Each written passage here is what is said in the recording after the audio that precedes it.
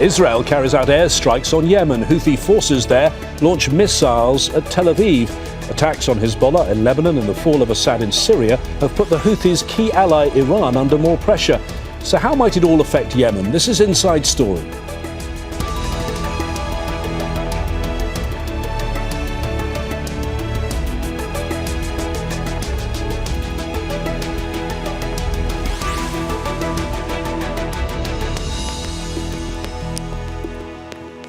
Hello there, I'm James Bays. Yemen is one of the poorest countries in the world. Its people suffering from repeated humanitarian crises after years of civil war and instability. Houthi rebels, not the internationally recognised government, control much of the country and are closely allied with Iran. About a month into Israel's war on Gaza, the Houthis started attacking Israel and ships in the Red Sea, a vital global trade route. But Israel's targeting of Iranian-backed Hezbollah in Lebanon and the ousting of its ally Bashar al-Assad in Syria has altered the regional political picture. So what impact might all this have on Yemen, and why are so many international powers concerned about what happens there? We'll go to our panel of guests to discuss all of this in a moment. But first, this report from Katia Lopez-Hodoyan. A new wave of attacks between long-time adversaries. These Israeli strikes on Yemen's energy facilities could signal another escalation between Israeli forces and Houthi fighters.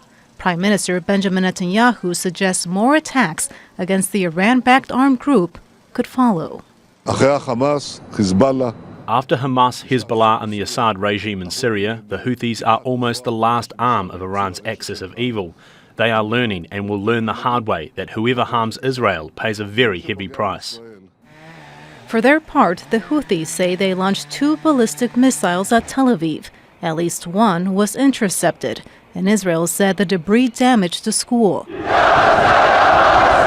The Houthis show no signs of backing down, a sentiment often echoed at their Palestinian solidarity rallies in Yemen. Our armed forces, as previously stated, reaffirmed their readiness for a prolonged war against the enemy. Israel has weakened Iran's political allies, Hamas in Gaza and Hezbollah in Lebanon in recent months. What that means for Houthi fighters in Yemen, part of Iran's so-called axis of resistance, is unclear, as is the impact of Donald Trump's return to the White House in January. We haven't heard from the incoming US government, which is not unusual. They are not settled yet. We prefer not to react to speculations by different parties, such as the media or former authorities, about possible approaches. Syria's new administration and how it will address both allies and adversaries could reshape geopolitics well beyond the Middle East. Yemen, one of the world's poorest countries ravaged by years of civil war, may now be under renewed focus in a rapidly changing region. Katia Lopez-Hodoyan, Al Jazeera for Inside Story. Well, let's discuss all of this further with today's panel of guests. And joining us from London is Farea al-Muslimi, a research fellow at the Chatham House Middle East and North Africa programme. He specialises in Yemen and the wider Gulf region. In Washington, D.C., Nabeel Khoury, a former US diplomat and deputy chief of mission to Yemen. And in Oman is Sultan Barakat, a professor of public policy at Hamad bin Khalifa University. Thank you, all three of you, for joining us. So we have an attack by the Houthis on Israel and Israeli attack on Yemen. Sultan, let me start with you and take the Israel part of this first. Do you think they're responding to Houthi attacks, or do they feel they've got a moment in time to actually try and seriously degrade another adversary? Well, they're trying to do both at the same time. Israel now must feel very riding high in terms of their power in the region, and through their reaction to, particularly in Lebanon and now in Syria, they feel that they have triggered a chain of events that will include inevitably, whether they like it or not, Yemen, because they want to deteriorate the ability of Iran to use any of its proxies against the Israeli interests. So in a way, whether the Yemenis have triggered those missiles or not, I think the Israelis were going to be reacting at some stage to Yemen. The danger here is the way the targets that they're hitting in Yemen are not the same type of targets they're hitting, for example, in Syria. In Syria, they're trying to deteriorate the military capability of the Syrian army and making sure that the weapons doesn't get into the hands of the revolutionary groups and so on. In Yemen, they're going specifically after civilian infrastructure, and they understand very well the impact that's going to have on the civilians in Yemen. In Yemen, there are more than two-thirds of the population, almost 19 million of them, are in need of food that is shipped into the country through those ports. And to hit the ports, to hit the power stations, to again go after this sort of targets that are illegal under international humanitarian law, points to the same discussion we've been having again and again, that Israel feels it's above the law and it can reach anyone, anywhere, and can go as far as it wishes in terms of punishing them for whatever action they've undertaken. And of course, looking at it in this way, they haven't done what they've done in the past, and that is rely on the United States and to some extent the United Kingdom to do the work on their behalf that is targeting within the Yemeni territories.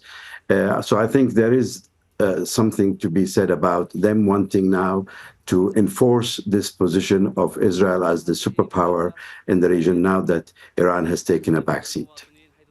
So, Nabeel, do you think calculations have changed then in Tel Aviv and Jerusalem in recent months? Because if you go back earlier in the year, there were some in Israel who were very wary about a possible Iranian response. And of course, until September, the Biden administration was warning, saying we can't have a regional escalation. Well, it seems the Biden administration, people in Washington, D.C., seem quite happy with the results of regional escalation right now. Yes, I think Israel is feeling quite confident and is pushing its military advantage in the region. There's really very little that restrains the current government. Despite some voices in Israel from the left, the majority seems to be right-wing, and the government feels empowered to pursue its options in the region. After and Washington has, very mild reprimands at times, but essentially Washington agrees to whatever Israel chooses to do. After attacks on the leadership of Hamas in Gaza and beyond, significant attacks on Hezbollah leadership in Lebanon, and then what just happened in Syria, now it seems they have the capacity and the attention span to turn to Yemen. And the attacks on civilian infrastructure are bad enough. But I think they might feel ambitious to go after Houthi leadership in Yemen as well. So the sort of thing we've seen in terms of trying to take out the leaders that we've seen with regard to Hezbollah and Hamas. Farea, do you believe there's anything that is a brake on Israeli action right now, particularly as we have the Trump team coming in a month's time, who may well give the Israelis even more leeway? I don't think Israel could have been more excited, of course, with the Trump coming to the White House. But I think what will happen is Yemen was a matter of time. I think it was going to go after the Houthis even before Syria if that door didn't open for it. And I think regardless, the Houthis will continue their attacks on the Red Sea. They will continue their attacks on Israel as long as there is a war in Gaza. They have made that very clear and they have been very consistent about it. There is a moment right now, of course, in which Israel and its allies in the region and outside feel that they have done enough harm of the axis of resistance and that it's the time for that to go after the Houthis. I think that's a lot of illusion. Of course, the axis have suffered greatly in Lebanon. It has suffered also in Syria. But by the end of the day, Bashar al-Assad was a liability for the axis. And in fact, this opens a new door. Now you will have Hamas going back to Syria. And most importantly, you will have the Houthis jumping into the front seat of the axis of resistance. And the Houthis, more than Hezbollah, more than even Hamas, they have the benefit of geography. Yemen is 44 times bigger than Lebanon, but also they have the leverage of being extremely reckless and less afraid about how this will impact Yemenis or how it will backfire. And that's another element they have. So in a way, yes, you do have the regional fixers of the axis, like Hassan Nasrallah is out, but at the end of the day, you have groups that are now more reckless, and they're also sitting on one of the most important traditional routes, which is the Red Sea for trade. So, of course, I think that will go forward, and I don't think it will change the Houthis. In fact, if for anything, they have been wishing for that, and they have been deprived from the fact they can't go in a direct war with Israel until October 7 happened for them. And this is something they could not be more excited about. Sultan, the Israeli Prime Minister Benjamin Netanyahu issued a statement. He said the Houthis are learning and will learn the hard way that those who strike Israel will pay a very heavy price for it. Do you think, though, Israel has the capability and the will to launch the sort of operation that it launched on Lebanon and Gaza, given the cost, whether there's a cost-benefit analysis here in terms of the amount of money and missiles it will take, and it's very different geographically? We're talking over 2,000 kilometres. Well, we must keep in mind that Israel cannot operate without the support of the United States. They cannot resupply. They do not have the technology on their own. They need the U.S. to go alongside them step by step throughout any war they undertake. And we saw this in Gaza. We saw this in Lebanon and more recently in Syria. So it's more about the U.S.'s will to see Israel going in the backyard of Saudi Arabia to try and teach the Houthis a lesson, knowing 100% that the Houthis have an incredible ability to absorb whatever Israel throws at them. And they have enjoyed incredible support from the population within Yemen as a result of them standing by the Palestinian. So the more they do to the Houthis, the stronger they may become within the administration of Yemen and become more of a problem to Saudi Arabia in the days to come. So there must be a limit, I think, to what Israel is capable of doing. The rhetoric that Netanyahu is now using is one of someone who's really drunk on power. He feels that he can teach anyone, anywhere within a huge radius of Israel how to behave. And he knows 100% that this is unsustainable. The people around him will absorb whatever he throws at them, and they will come back to him, not this year, next year, the year after, and so on. The only thing that would really make a difference is for Netanyahu to sit around the table with leaders in the region and resolve the critical issues, including the occupation of Palestinian territories, but also the respect of international humanitarian law and international law in general. Without him doing this, he can threaten all the time, and he can kick and hit as many as he wishes. And you could see that he has made Israel the pariah state now on the international fora. Very few states have maintained relationships. A lot of people avoid any contact, direct or indirect, as much as possible. And there is a warrant for his own arrest as a war criminal. And things are not really going well for Israel overall. Now, things may improve a little bit, and Trump coming into power may help him, but there is a limit of how much Trump would be willing to stand up to the rest of the international community, knowing the way he is dealing with things and knowing his agenda of wanting to achieve so many deals in South Asia and with the Russia, Ukraine, and so on. So I think there will be a limit for even Trump's tolerance of how far Netanyahu can go. And ultimately, I think Netanyahu's objective is not really Yemen or even Syria. His objective is to turn onto the Palestinians from within. He would like, at minimum, normalize the relationship between the settlements and Israel proper and consider that a form of annexation. Maximum, he would like to annex the whole West Bank, and as we saw him moving on the Golan Heights. So he will be using a lot of these regional conflict to distract everyone's attention from what is going within Israel and Palestine, because ultimately that is his objective. I mean, he doesn't really give a damn about the relationship between the Houthis or the Saudis. Are not going to come and protect the Saudis at any moment. Nabeel, let's just turn this around and look at it from the Houthis' point of view. I mean, if you assess what they've done over the last 14 months, they've demonstrated a great appetite for risk. They've been firing missiles at Israel, attacking shipping, knowing that there'll be a response from certainly the US and the UK and other Western nations potentially. Do you think they will continue what they have been doing, given what they've seen in Gaza and Lebanon?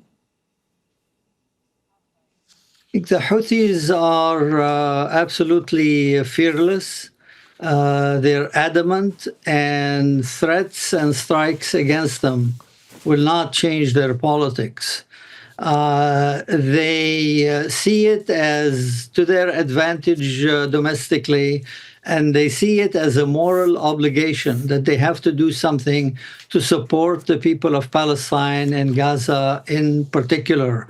Now, whether they have an impact on things on the ground is another matter.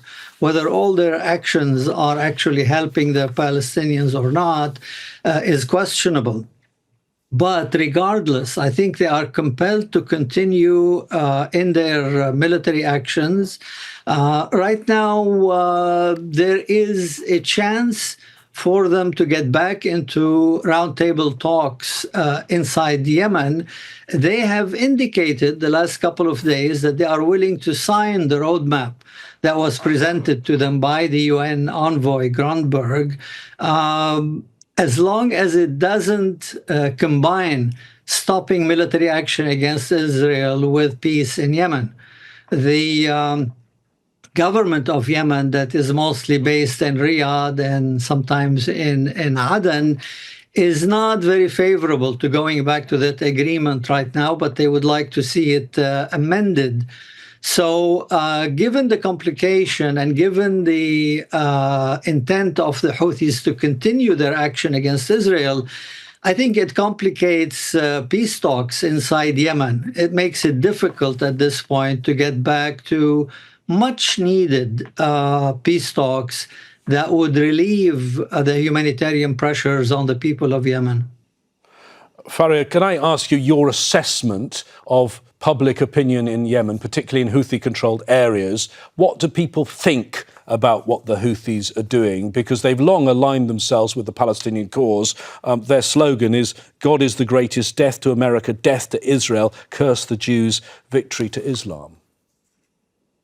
That is the main difference between the Houthis and the groups, let's say, like Hezbollah. A lot of the Houthis' foes says that they are a new Hezbollah, and I actually wish they are a new Hezbollah because it does care about its constituency, it has its own population, and it does worry about what it does or doesn't do, how it impacts its local population.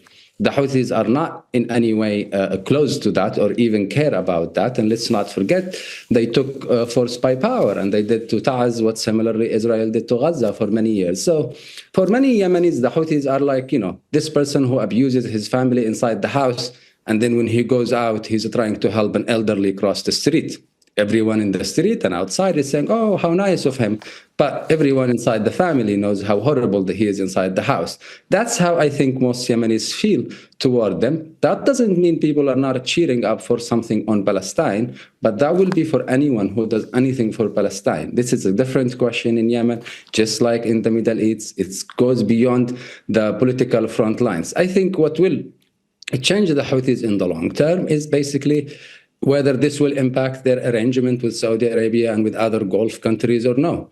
So far, the Gulf, probably minus 2 countries, have been watching very happily the Israelis and the Houthis firing at each other, have been watching the Americans and the British firing at each other, with what you would call a childish sentence of, we told you so to the world. But I think if there's anyone who can testify into how elusive the idea of force in Yemen, it's definitely the Gulf. They have tried to bomb the Houthis for 8 years, and that by the end of the day have not made them change their behavior or ultimately destroyed them. In fact, they have used and they will continue to use any war to first project more power domestically, but also to oppress their local population and to do whatever they want, as they have done in the last months, presenting aid organizations, presenting diplomatic stuff. In fact, if for anything, they have used this to go further and further. And I do think that will actually what will happen the next months. The Houthis right now, similarly to the Israelis, they feel very powerful, they feel very confident, and they feel they can do whatever they want to their Yemenis as long as they are firing rockets here and there in the Red Sea to support Palestine. And okay, let me bring in Nabeel now on your point about the Gulf countries, and I want to focus specifically on, in many ways, the key one here, which is Saudi Arabia. Clearly, Saudi Arabia does not want to be pulled back into a war in Yemen, but it's got this peace deal with Iran that was brokered by the Chinese. But on the other hand, it's got the US, and probably even more so, the Trump administration, pushing for normalization with Israel. So is Saudi Arabia being pulled in different directions, and where are they going to go? Indeed, they are. But I think that as far as Yemen is concerned, Saudi Arabia, as Farea said, tried for 8 years, and finally they made peace with the Houthis. The last year has been very quiet on the front between Yemen and Saudi Arabia. They would like to keep it that way. Their understanding, their détente with Iran is important to them. Hamad bin Salman has other priorities, mainly economic, that he wants to press ahead with. So as long as the territory of Saudi Arabia is not used for attacks against the Houthis, I think the Houthis will refrain from any rockets on Saudi Arabia. They're happy to keep the peace with the Saudis, despite rhetoric sometimes that is very harsh against the kingdom. Okay, let me bring in Sultan now let me bring in Sultan to discuss another very key regional player, which is Iran. We know that they are an ally of the Houthis. What are Iran going to do now? I mean, are they going to back off from Yemen, given what has happened to their other allies? Or does the fact that we've seen the demise of Assad, we've seen the cutting of the land link from Iran to through Syria to Hezbollah, does that mean actually Iran has more weapons available and could double down on its support for the Houthis? Yeah, well, we need, I think, to appreciate that Iran in the past has used its proxies in the region to ensure its security and to make or give Israel the image that there is a deterrence here. Any attack from Israel will be responded to from Lebanon, from Syria, from Yemen, etc. But that equation has now collapsed, and it has threatened to show Iran more of a sort of a paper tiger. Now I think they will withdraw back. They were drawing back already. We can see in the way they did not react to the situation in Syria, and they must be recalculating their strategy in the region, maybe potentially moving away from relying on proxies in the region to really consolidating their own internal front. And by definition, that would mean they have to go back to the nuclear option. Now that they experience the direct confrontation with Israel, the exchange of missiles, airstrikes, and so on, the only thing that will keep them safe, the logical thing for them to conclude, is that they must accelerate their nuclear program, because that is the one thing that would stop Israel and the West from confronting the Iranians. So I suspect there will be a couple of years of now focusing more on their internal defenses within Iran, on speeding up the nuclear program. Faria, there are also reports of a possible deal, an arms deal between Russia and the Houthis, and the Financial Times newspaper reported recently that there may already be Houthi forces in Ukraine. What do you make of those reports? Yes, I think there is Houthi fighters operating in Ukraine and non-Houthi fighters operating in Ukraine, just the Yemenis. That is also something Russia have tried to make use. We are talking about hundreds, possibly a little bit of thousands. But the Houthis, just like any axis of resistance, they're very transactional. They want a relationship with the Russians. They are using with the Chinese. They have tried to ask Russia for weapons. It hasn't succeeded yet. But I wouldn't be surprised in the long term if Russia supports them. However, the only thing that would probably stop the Russians from doing so is Saudi Arabia. Just like the Americans, the Russians, the Chinese, and most of the international powers look to Yemen through Saudi Arabia eyes. So I think if that will jeopardize Saudi Arabia's security borders, then that's the only thing that will stop the Russians. Otherwise, I won't be surprised if the Houthis reach out to North Korea, to the Iranians. Let's know they're already coordinating with folks in Horn of Africa. They're coordinating with groups in Iraq and elsewhere across the world. So that shouldn't be surprising. And Iran and its proxies in the region, contrary to Israel, have had the history of surviving isolation very well. Iran and its proxies were under sanctions for decades. And in fact, they had that only made them closer to each other, more coordinated, and somehow have found different routes to exchange business, to exchange information, but also to coordinate attacks and to coordinate further global projection of power across the region. Nabeel, I'd like to finish with you and a quick thought on this, although it's a complicated question. We have the Houthis, but of course they don't control all of Yemen. There's the international recognised government, but that is divided as well. As you look at the situation now, do you think Yemen is ever going to become a single unified country again? Because much of its history it was divided. Sure, I think Yemen has a lot of potential, really, if the various factions come together and agree on the future of Yemen, on a national defense strategy that they could all chip in and organize. They don't need Iran, they don't need Russia, but they do need one another. Now, if they can agree to form a nation once again that represents all sides equally, well and good for Yemen. If they cannot, and I think that's the more likely thing, because the South is adamant, does not want to be back under Sanaa rule, then an amicable separation, an amicable divorce where they can work together as separate countries, but obviously quite related to one another. One way or another, it's the Yemenis and only the Yemenis who can decide that. Either way, whether they come back as one nation or two working closely together, the potential is there for them to be a strong, healthy, and wealthy nation again. But they have to agree with one another first. Ending there on a somewhat optimistic note, thanks to our guests today, Farea al-Muslimi, Nabeel Khoury and Sultan Barakat, for joining us for our deep dive on Yemen. As always, you can watch this and any of our other Inside Story programmes whenever you want on our website at aljazeera.com. We want your thoughts too. Go to our Facebook page, that's facebook.com/AJ Inside Story, or on X, find us at AJ Inside Story. From me, James Bays, and the team here, stay safe. Bye-bye for now.